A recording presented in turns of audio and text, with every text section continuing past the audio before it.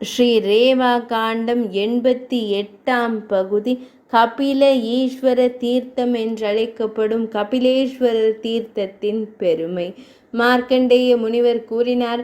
அதன் பின்னர் குந்தி தேவியின் மைந்தனே ஒருவர் கபில முனிவரால் நிறுவப்பட்ட கபில தீர்த்தத்தை புனித தலத்தை நாடி செல்ல வேண்டும். அது அனைத்து பாவங்களையும் அழிக்கும் வல்லமை கொண்டது. அரசனே, வளர்பிறையின் 8ஆம் மற்றும் 14ஆம் தினங்களில் ஒருவன் மிகுந்த பக்தியுடன் செம்பழுப்பு நிற பசுவின் பால் அல்லது நெய்யை கொண்டு இறைவனுக்கு திருமஞ்சனம் அபிஷேகம் செய்ய வேண்டும். பின்னர் அவன் மகேஸ்வரனாருக்கு சந்தன கலவையையும் நறுமண பொருள்களையும் பூச வேண்டும். அதன் பின்னர் சிறந்த அரசனை, அவன் வெண்மையான நறுமணம் கமழும் மலர்களால் இறைவனை தரிசிக்க வேண்டும். தங்கள் கோபத்தை வென்று இவ்வாறு சிவனாரை வழிபடுபவர்கள் ஒருபோதும் யமலோகத்தை அடைவதில்லை.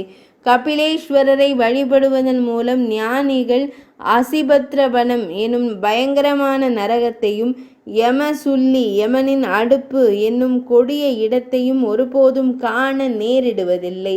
புண்ணியம் நிறைந்த ரேவா நதி நீரில் புனித நீராடிய பின்னர் பக்தன் மங்களகரமான அந்தணர்களுக்கு அன்னதானம் செய்ய வேண்டும்.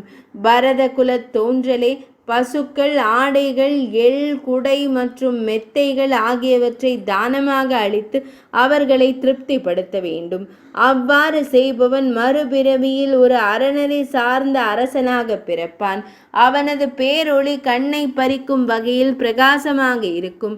ஆயினும் அவன் அச்சமூட்டுபவனாக இருக்க மாட்டான். அதாவது அவன் சாந்த சுரூபியாக திகழ்வான்.